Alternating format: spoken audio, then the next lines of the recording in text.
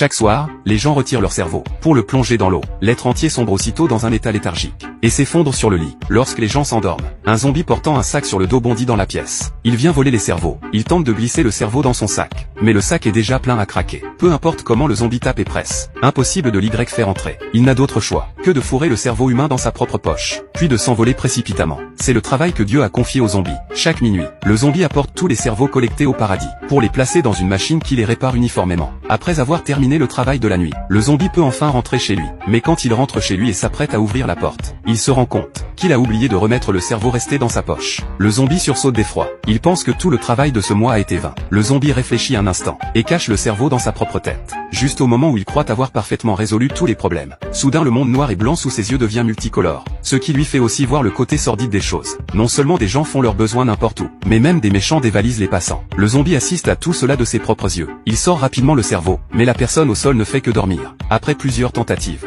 le zombie jette le cerveau par terre et court rentrer chez lui. Tremblant de tout son corps, il se cache dans un coin. À ses yeux, même les souris habituellement mignonnes paraissent maintenant terrifiantes. Le zombie, terrorisé, fracasse la fenêtre et tombe dans une poubelle. Mais il s'en moque complètement. Au contraire, il ramasse une brosse de toilette pour tenter d'effacer sa mémoire. Il est effrayé par un boucher et fuit à toutes jambes. C'est alors que le zombie réalise que collecter les cerveaux humains est un complot de Dieu, juste pour leur faire voir ce qu'ils doivent voir.